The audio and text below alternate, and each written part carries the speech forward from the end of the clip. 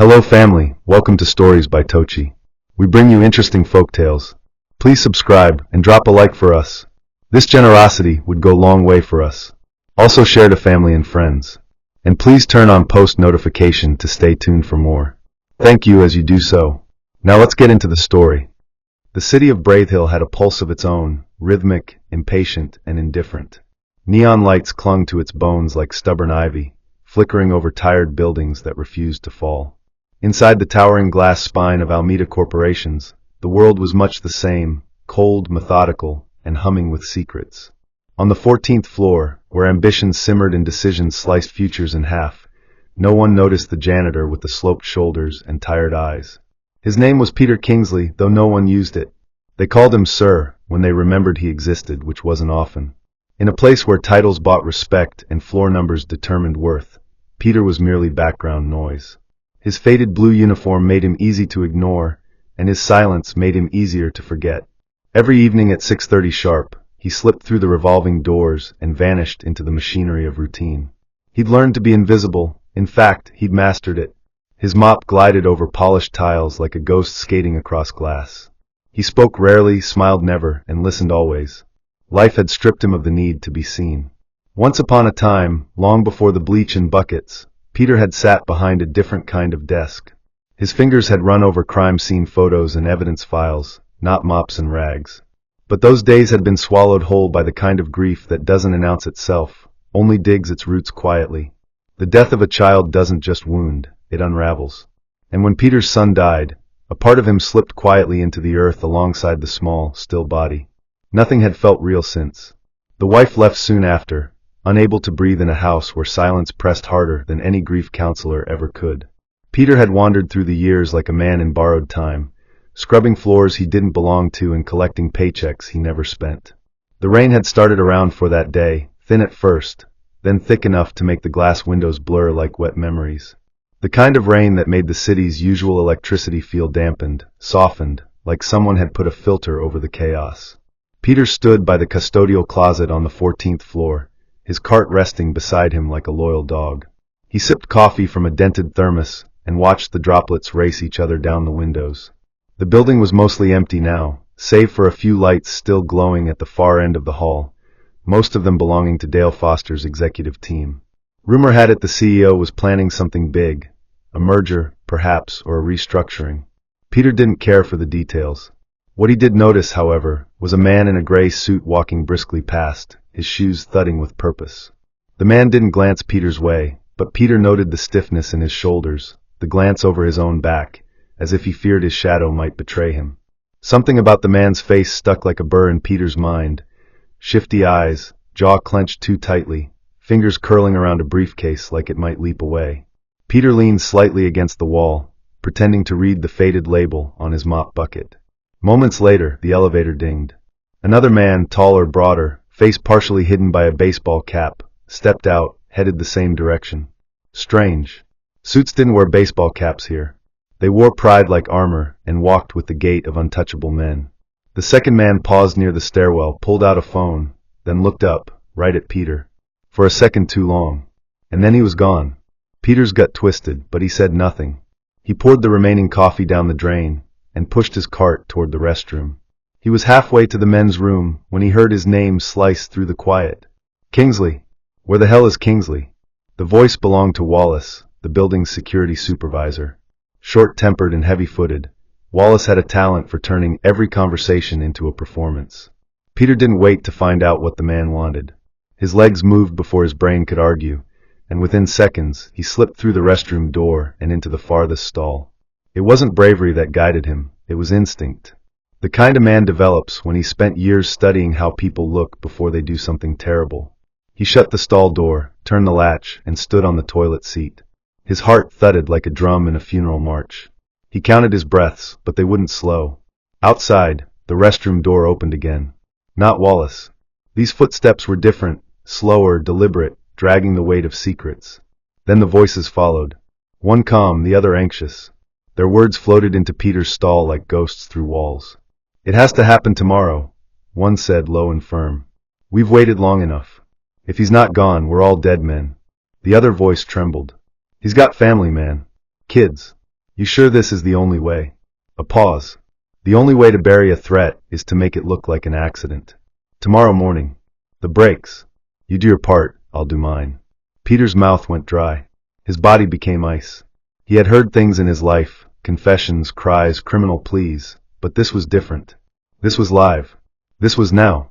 And he had no idea what came next. The two voices exited as silently as they came. The door clicked shut, and Peter remained frozen for several long minutes. Not even his breath dared to echo. The fluorescent light buzzed faintly overhead, mocking the silence. His knees trembled, his hand gripping the stall's edge like it might float away if he let go. Outside the stall, the air had changed, he could feel it. The kind of stillness that falls after a bomb is planted, not yet discovered. When he finally stepped down, his legs buckled slightly. He looked at himself in the mirror, pale, sweat-drenched, and unrecognizable. He splashed water on his face, but the chill did nothing to chase away the truth. Someone was going to kill Dale Foster, and it would happen soon. Peter dried his hands slowly, carefully, like a man trying to delay the moment the world shifts under his feet. He knew the risks. He knew that opening his mouth could paint a target on his back. He also knew that silence could make him complicit. He returned to his cart, hands trembling, eyes scanning every corner of the hallway. Wallace was nowhere to be seen. The office was silent again. But Peter's world had tilted, and the silence now felt dangerous. He had stumbled into something far larger than his job description, and there was no unhearing what he'd heard. He pushed his cart forward, but every step felt heavier, like walking through wet cement. He didn't know it yet, but that bathroom stall had become the threshold between the life he knew and the one that would try to destroy him. Peter didn't go home immediately. He wandered the empty corridors of the building, pushing his cart like a man on autopilot, barely aware of where his feet were taking him. The mop water sloshed quietly, its faint rhythm doing little to muffle the pounding in his chest. A chill had settled deep in his bones, and no amount of movement could shake it off. The words he'd overheard clung to him like wet fabric, clumsy, cold, impossible to peel away. The hallway lights flickered in intervals, and for the first time in years, Peter felt exposed. The 14th floor, usually his place of solitude, now felt hostile. Every corner seemed to hum with unseen eyes. Every air vent seemed to whisper. He glanced at the elevator each time it pinged, expecting the doors to open and reveal one of those men. Their voices still echoed in his skull, carved deep into his memory by the weight of the threat they carried. This was no idle gossip or careless venting. This was precision intent, a decision that had already been made, a plan set in motion, as cold as the tools likely waiting in some hidden compartment of the parking garage. Peter paused near the kitchenette, staring blankly at the vending machine. For a moment, he thought of buying a packet of peanuts, then realized he had no appetite. Instead, he leaned against the countertop, his hands pressed flat to the cool surface. He breathed deeply, eyes closed. He needed to think, to process, but his mind was a clogged drain, thoughts swirling but never clearing. The storm outside pelted the windows with relentless fingers, like the city was trying to warn him. Say something before it's too late. He thought of Dale Foster, not as a CEO or corporate figurehead, but as a man. A few weeks ago, Peter had passed by the executive lounge and saw Dale sitting alone, his sleeves rolled up, holding a drawing his daughter had made for him. It had been a house with crooked lines and 3 stick figures standing beneath a yellow sun. Dale had smiled at it with a tenderness that couldn't be faked, then tucked it gently into his briefcase. Peter remembered thinking how rare that was, to see a man at the top carry his love for his children like a badge instead of a burden. That memory haunted him now. He imagined Dale in that same car the next morning, his hand on the steering wheel, humming along to the radio, completely unaware that the very machine he trusted would betray him. The brakes would fail. The vehicle would lurch forward, maybe at a red light, maybe near a crowded intersection. Metal would twist. Glass would shatter. Sirens would scream. And all the world would call it a tragedy. An accident. But Peter would know better. He would see the smudged shadows behind the headlines, the truth folded between the lines of grief and formality. He shook his head, trying to banish the vision, but it clung to his thoughts like a stain. He knew secrets were dangerous. They aged a man. They turned nights into battlegrounds and mornings into questions. But silence was a more unforgiving beast. It didn't just age you, it hollowed you out. Peter knew that from experience. He'd been silent when his wife left, silent when his world unraveled. Silence had taken everything from him once. He couldn't let it do so again. But how does a man with no voice in the system speak loud enough to stop murder? He considered telling Wallace, the security supervisor, but dismissed the idea almost immediately. Wallace treated Peter like a broken hinge, tolerated, but just barely. He wouldn't believe a word of it, or worse, he'd report it back to the very men Peter was trying to warn against. It was a dangerous thing, raising your hand in a room full of snakes. One wrong move, and you become the topic of their next whisper. Peter thought of the two voices again. One had been confident, authoritative. The other had trembled slightly, the voice of someone in too deep, but not deep enough to be heartless. Maybe that man could be reached. Maybe there was a sliver of guilt to wedge open, a crack in the wall of conspiracy. But Peter had no names, no faces, only the sound of their breath and the smell of sharp cologne that still faintly lingered in the stall door. He decided to retrace their steps. After hours, Alameda was a skeleton of its daytime self, just bones and echoes. Peter knew its veins and arteries, its patterns. If anyone could follow their trail, it was him. He checked the janitorial logs to see which maintenance crews were scheduled. None matched. The two men weren't listed anywhere. Ghosts with clearance. That was worse than he expected. It meant someone had tampered with records or had backdoor access. It also meant someone high up, someone trusted, was involved. The air tightened around him. Peter realized he wasn't just up against shadows. He was standing at the edge of a pit, and whatever he did next would either uncover a truth or bury him inside it. The hours dragged like wounded beasts. Peter made it home by midnight, though calling it home was generous. His apartment was a thin-walled box on the south end of Braith Hill, nestled between a shuttered laundromat and a mechanic shop that smelled of burnt rubber and desperation. Inside, the air was stale, as if even the furniture had stopped breathing. He tossed his keys on the kitchen counter and slumped into the couch. The rain still hadn't stopped. It tapped on his windows like a child seeking attention, gentle at first, then insistent. Peter lit the single bulb in the corner and stared at the mop he'd leaned against the wall, his accidental witness, his silent partner. He closed his eyes and tried to forget. He couldn't. He poured himself a glass of water and didn't drink it. Instead, he stared into the clear liquid, watching it ripple every time a truck rumbled past outside. He tried to tell himself someone else would notice. Someone in a higher position. Someone whose voice mattered. But deep down, he knew that wasn't true. The men plotting this were counting on no one noticing. They had chosen their timing, location, and method with the precision of seasoned hunters. And Peter? He had simply stumbled into their den, barefoot and unarmed. His heart felt heavy in his chest, weighed down by the burden of being the wrong person with the right information. Tomorrow would come quickly, and with it a choice. Stay hidden or step into the storm. For now, Peter leaned back, eyes fixed on the ceiling, every creak of the building sounding more ominous than the last. There was no turning back. Not anymore.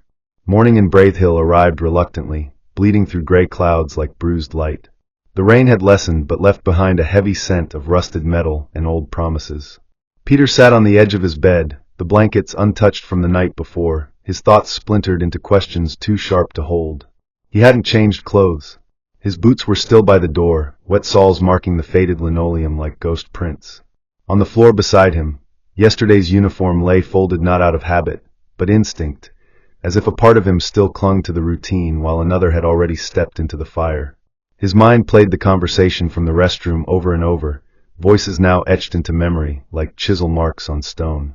Every syllable rang louder than the last, every pause stretched longer in hindsight. He didn't know who they were or where they came from, but the intent had been as clear as any verdict. It was no longer a matter of speculation, it was fact. And now it was happening. Somewhere beneath the high-rise calm of Alameda, beneath the clatter of keyboards and the scent of espresso machines, a crime was being set in motion with surgical precision. The day would unfold as always, meetings, handshakes, briefings, but beneath it all, someone's death had been penciled in between appointments. Peter stood and made his way to the window.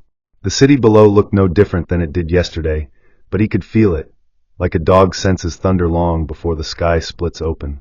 A world unaware. A building seconds from betrayal. And him, the only one who knew. By the time Peter arrived at Alameda, the morning buzz had already settled into its familiar pattern. The reception desk was lively, the elevators clicked open with their usual grace, and the hum of distant conversations echoed through the lobby like half-formed melodies. He entered through the side staff entrance, swiping his access card with a hand that trembled more from the weight of truth than the cold. No one looked at him as he passed. He moved through the hallways like a man walking through a painting, present but not truly part of it.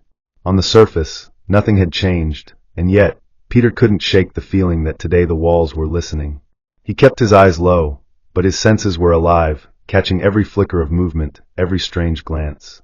A man in a dark navy jacket was inspecting the electrical panel by the stairwell. A face Peter didn't recognize, but he didn't linger long enough to draw suspicion.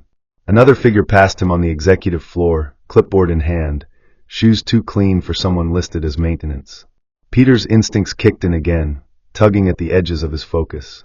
Whoever was behind this wasn't improvising. They had mapped every inch of their plan, like architects of misfortune. He needed to act, but the question clawed at him. Who could he trust? The regular guards were underpaid and overworked. Most wouldn't risk their necks for gossip, let alone a janitor's warning. Peter considered approaching Dale directly, but what could he say that wouldn't sound unhinged? Your car's been tampered with. I heard it while hiding in a bathroom stall. It would sound like madness. And yet, letting the CEO climb into that vehicle today felt like loading a bullet into a chamber and handing it over with a smile. For reasons he couldn't explain, Peter found himself descending to the underground garage. His shift didn't require it, and technically he had no clearance there, but he knew the staff entrance well enough to slip past unnoticed. The air changed the moment he stepped off the last stair. It was cooler, heavier, tinged with oil and something metallic. Lights overhead flickered softly, casting long shadows between parked cars. Dale's black sedan was parked in its usual corner, sleek and spotless. Peter approached slowly, careful not to draw attention. He crouched near the driver's side wheel, pretending to check his shoelace. Up close, he saw something that made his stomach drop, a small, unfamiliar device clamped beneath the wheel-arched smooth metal, with faint wiring that snaked into the vehicle's undercarriage.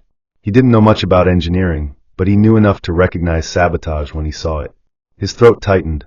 The plan wasn't just theoretical anymore. It had a heartbeat, a time, a place. This was real. He pulled out his phone, hesitated, then pocketed it. Taking a picture felt like a risk he couldn't afford. He stood and walked away casually, trying not to break into a run. If someone was watching, and he was nearly certain someone was, they'd already seen too much. He exited through the east stairwell and returned to the janitor's closet on the executive floor, locking the door behind him.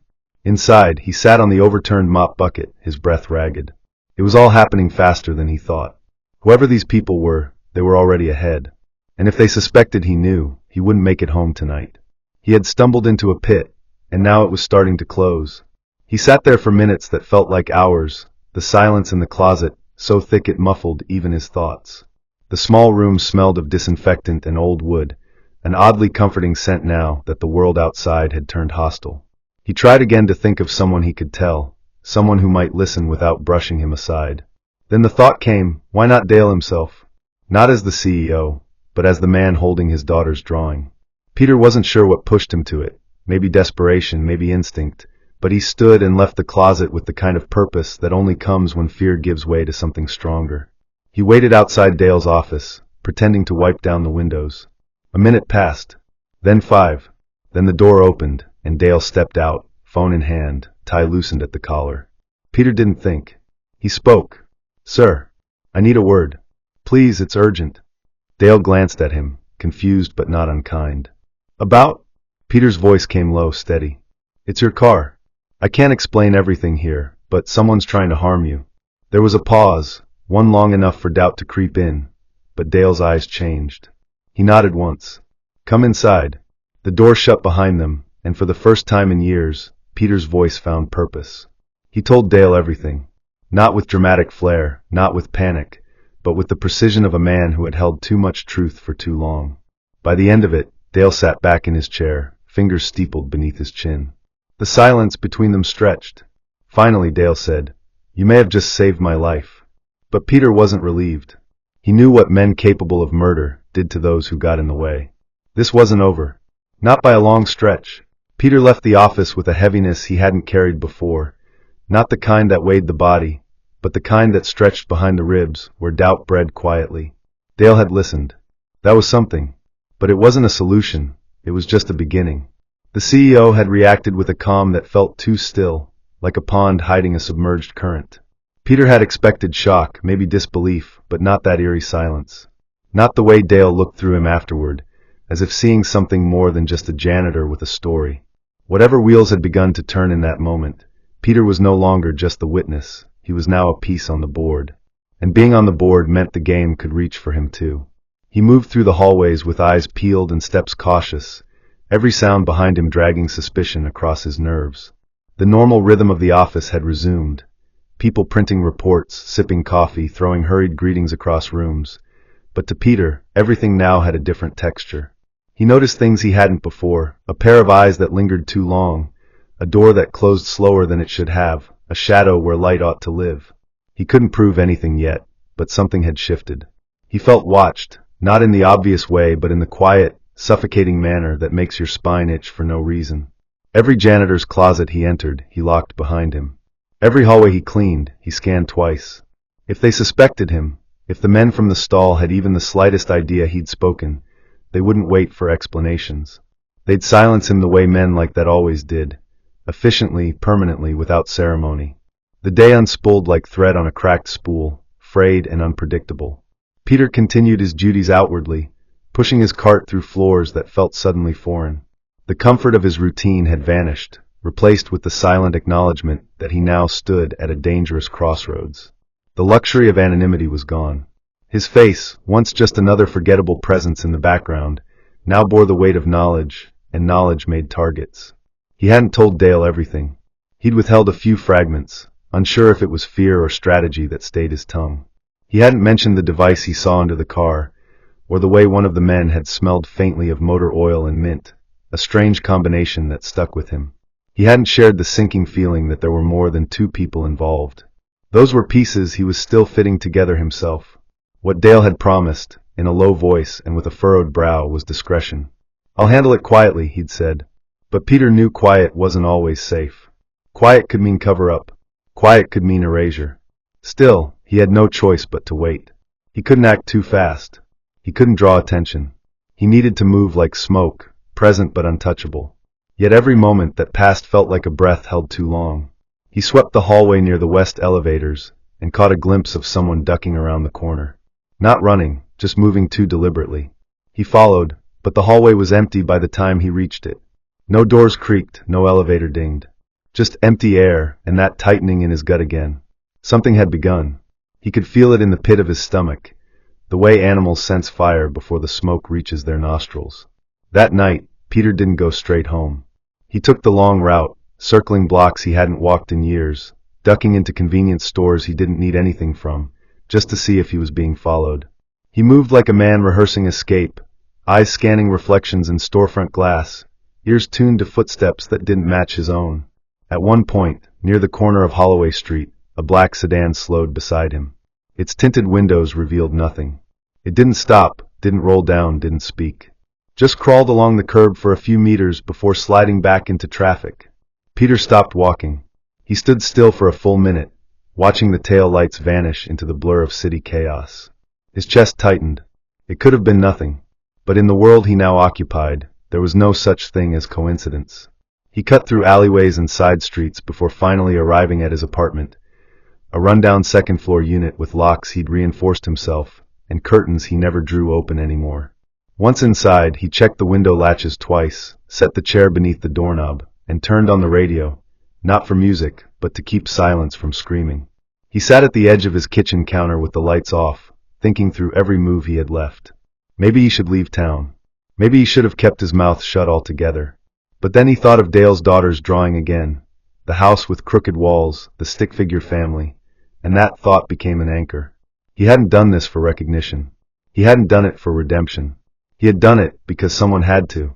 And if that meant losing his peace, or his job, or even his life, then so be it. At least this time, silence hadn't swallowed him whole. Dale called the next morning. The number was unfamiliar, the voice disguised with tension. "We need to meet. Somewhere off the grid." They arranged to talk inside an old parking structure near the edge of the industrial district. Peter showed up alone, no phone, just instincts. Dale was already there, standing beside a rusted pillar, his suit replaced with a gray hoodie and jeans. He looked less like a CEO, and more like a man running out of time. "They know," he said, skipping greetings. Someone's tipped them off. I've already had 2 of my assistants questioned. Someone's deleted surveillance footage from the garage. Peter nodded slowly. I saw something under your car. A device. I didn't touch it. Dale rubbed his forehead. I had my car taken to a private mechanic this morning. The brakes were set to fail the moment you hit 60. The silence between them was colder than the cement floor. We've got a name, Dale added. One of the men works under Richard Miles, my deputy. I had my suspicions, but nothing concrete until now. Peter felt something shift inside him. Richard Miles, the man with the smooth speeches and sharp suits, had always carried himself like someone who knew more than he said. Now it made sense. I need you to disappear for a few days, Dale continued. Go somewhere you won't be found. I'll handle the rest. Peter opened his mouth to argue, but stopped. There was nothing left to say. The next phase had begun.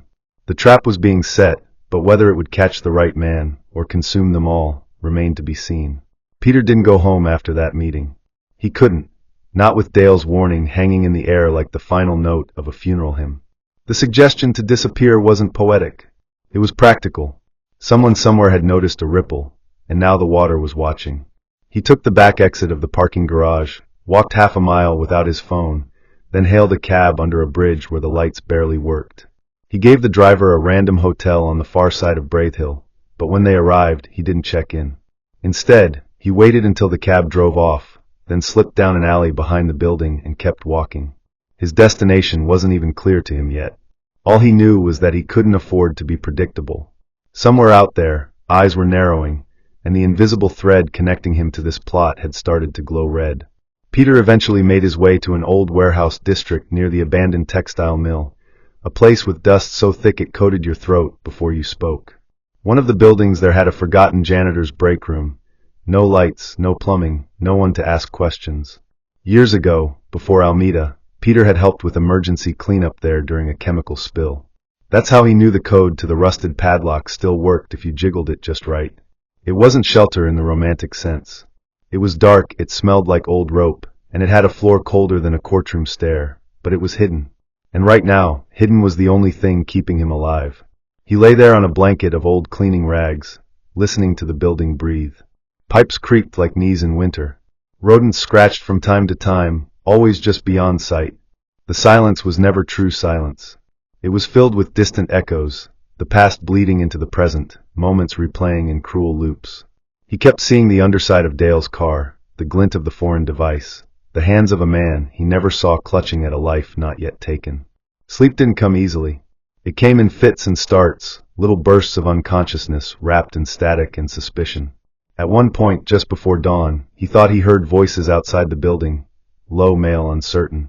He pressed himself against the wall and held his breath for what felt like an hour. No footsteps followed. No doors creaked. But even the idea that someone might be out there pushed his heart into a drumbeat frenzy. He thought of his old life, of the tools he used to carry. Crime scene kits, trace particle kits, tweezers that lifted truths out of grime. Now he had nothing but his instincts, and they were working overtime. Still, there was one thing gnawing at him more than fear, curiosity. Why Dale? Why now? What was Richard Miles gaining from this murder that couldn't be handled with money or manipulation? People like Miles didn't stain their hands unless there was something worth bleeding for. Peter tried to piece it together. Dale's ethics, his refusal to sign off on certain acquisitions, his disapproval of sudden layoffs, all of it painted a man standing in someone's way. A man whose absence would be more profitable than his presence. The logic was sound. The motive was clear. The risk was the part Peter couldn't grasp. Why risk involving outsiders? Why leave footprints? The next day, Dale sent a message using a method only 2 desperate men would understand. A hand-scrawled note passed through the hands of an old supply vendor Peter once trusted, folded into a package of outdated disinfectants. It read simply, Thursday, midnight, same place, evidence secured, no signature, no details. But Peter understood. Dale had moved beyond suspicion. He'd found proof. The sort of proof that doesn't just end a career, it shatters an empire. Thursday came slowly, each hour dragging behind it 100 silent questions.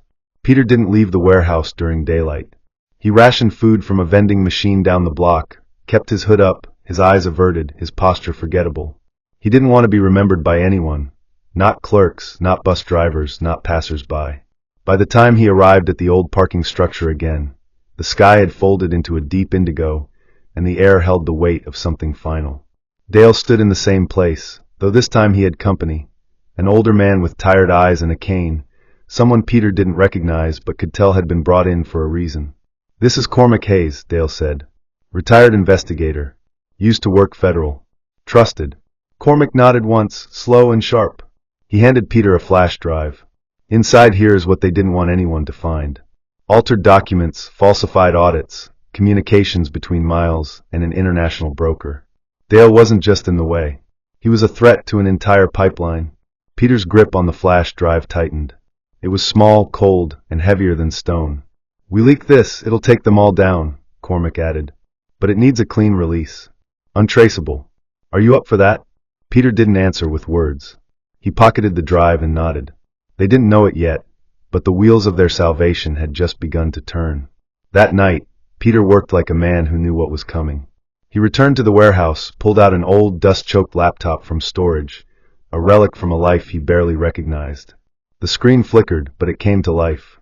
No logins, no fingerprints. Just code. Quiet and obedient. He set up a secure connection using backdoors he'd created years ago, back when he still wore his badge and solved crimes in silence. He scrubbed metadata, rewrote encryption, rerouted IPs through countries he couldn't pronounce. The flash drive sat beside him like a detonator. He opened it cautiously, sorting through the files, each one a damning piece of a puzzle that had been buried under money and silence. There were names he recognized, Miles, yes, but others too. Investors, advisors, even a few board members who'd shaken Peter's hand in passing, as if he were no more than a fixture. He copied everything into a private vault, preparing for simultaneous uploads to newsrooms, watchdog groups, and a few trusted legal contacts. When it was done, he created a time block. 48 hours. Enough time to disappear again if he needed to. As the progress bar ticked closer to completion, he felt a calm descend over him. Not peace, something more focused, more dangerous. The feeling of a man who has nothing left to lose, but finally holds the weapon he needs. When the screen blinked green, he powered the laptop off and sat back. The wind outside whispered through cracks in the concrete. Somewhere in the distance, a siren wailed. Peter didn't move. He knew dawn was coming, and with it, the end of silence. But for now, in the shadows of a forgotten building, justice had begun to sharpen its blade. Morning crept in without fanfare. A diluted sunlight broke through the haze and smeared itself against the soot-colored windows of the warehouse. Peter sat with his back to the wall, legs stretched out, arms folded tightly across his chest. The laptop lay closed beside him, the flash drive long removed and hidden in a place no one would think to search. He hadn't slept, but his body was quiet now, still, like a lake that had weathered a night of stones. There was no feeling of triumph, no inner applause. Only silence. Not the kind that haunted, but the kind that waited. 48 hours stood between now and a reckoning. He would not see it unfold in real time. His part in this story had moved offstage. Now it belonged to the world, to the inboxes that would light up with those files, to the journalists who would smell blood beneath the polished press releases. He didn't imagine headlines. He didn't daydream of justice. He only thought of the men who would see their masks split open by facts they thought buried. Peter stood, knees stiff from stillness, and walked across the room, checking the window where a sheet of plastic flapped lightly in the wind. The sound reminded him of hospital monitors, of the day he sat beside his son's body, waiting for the machines to stop lying. So much of his life had been spent waiting, for the pain to pass, for the past to release him, for someone to notice what he carried without ever speaking of it. And yet, all along, the world kept moving forward, careless of the weight some people held just to keep the roof from caving in. He left the warehouse that evening, blending into the crowd of a nearby street market, his face half hidden beneath a faded cap. There was something oddly soothing about the noise, bargaining voices, the clang of cookware, the occasional burst of laughter from children too young to know the world was burning at the edges. He wandered with no destination, stopping briefly to buy a sandwich from a vendor who didn't even look up while handing him change. That invisibility, once a curse, now felt like armor. It shielded him from scrutiny, from recognition, from being drawn back into a fight he'd already chosen to walk away from. He didn't need to see Richard Miles arrested. He didn't need to watch the boardroom fractures or read the statements of disbelief from executives who claimed ignorance. He imagined them, of course, Miles cornered in an airport terminal, shouting into his phone, trying to outrun something built with precision and delivered by someone no one ever saw coming. But fantasies were brief. What mattered was distance. Peter made his way to a bus station on the outskirts of Bravehill, bought a ticket with cash, and boarded without asking where it was going. The further he went, the lighter he felt, not in a joyous way, but in a way that suggested something had finally been laid down. He found a window seat, pressed his head against the glass, and watched the city shrink behind him. The skyline, with its jagged edges and blinking towers, faded like a memory that had finally served its purpose. He didn't say goodbye to anyone. There was no one left to say it to. The road ahead was a thread stretched into the unknown, but it was his now, and for the first time in a long while, that felt like enough. Back in Bravehill, the storm Peter had set in motion found its thunder. The files detonated across inboxes, newsrooms, and internal servers all at once. Dale Foster received 3 calls before noon. One from a journalist, one from the Legal Affairs Department, and one from a private number that went unanswered. By the end of the day, Richard Miles was placed on indefinite suspension pending investigation. His office was sealed, his devices confiscated, and his name bled through the headlines like ink in water. Photos surfaced. Leaked emails followed. Whispers turned to roars. Cormac Hayes, working quietly in the background, ensured the handoff to authorities went clean. No fingerprints, no glitches. Dale made no public statements, but internally, he authorized a full forensic audit of all high-level communications. Several resignations followed before the week was over. The company's stock dipped, recovered slightly, and then leveled off as the scandal became the new normal. People were fascinated, then distracted, such was the cycle. But a few insiders remembered how it all began. They spoke of a whistleblower, a ghost who vanished before anyone could ask his name. Security footage never found him. No one could confirm which department he belonged to. Even those who vaguely recalled a janitor on the 14th floor found their memories suddenly blank, as if the man had always been part of the architecture. Present, silent, unnoticed. The only one who truly knew was Dale, and even he kept the story to himself. He didn't speak of Peter Kingsley, not because he feared what had been done, but because he respected the method. Some men shout for justice. Others sweep it in quietly, bucket by bucket, until truth stands clean and alone. Peter had been the latter. Weeks passed. A new cleaning crew rotated through Almeida's executive floors, young, talkative, efficient. None of them questioned why the previous janitor left. His name wasn't in the system. No resignation letter. No farewell. Just an empty locker and a broom leaning against the wall, as if waiting to be picked up by another pair of hands. The building itself seemed unchanged on the surface, but those who'd lived through the scandal walked differently now. A little more cautious. A little less arrogant. Dale, though busier than ever, often found his mind drifting toward quiet moments, like that drawing his daughter once gave him, which still rested inside his desk drawer. The house, the sun, the 3 stick figures. It reminded him that some things are worth protecting, even when doing so costs more than you can explain. He thought of Peter sometimes, not with guilt, but with something closer to gratitude. The man hadn't asked for anything. Not recognition, not reward. Just the chance to make things right, in his own way.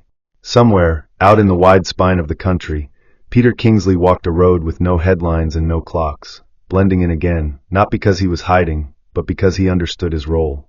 He'd never belonged to the center of attention. He belonged to the margins, where quiet men watched, listened, and chose carefully when to speak. The wind whispered through empty fields, dust followed his boots, and the weight he'd once carried now felt like a memory stored deep in his bones. Justice had passed through his hands, and like water, it left no fingerprints, only the truth. Sometimes, the people the world overlooks carry the sharpest truths. Never underestimate quiet strength or silent courage. You may feel unseen, unheard, or unimportant, but your voice matters, your choices matter, and even your quietest act of integrity can shift the course of someone's fate. Be watchful, be brave, and when it's time to stand for what's right, don't let fear hold your tongue. May your ears be sharp to hear what others miss. May your heart be bold when silence feels safer. May you never walk blindly into danger, but always with wisdom as your guide. May your courage rise even when your name is forgotten. May the truth shield you, and may peace find you in places no spotlight ever reaches. May you speak when it matters, and may your voice echo where it's needed most. Amen. Hope you enjoyed this interesting story. Please don't forget to like, share, and subscribe to our YouTube channel. Turn on post notifications. See you on our next story.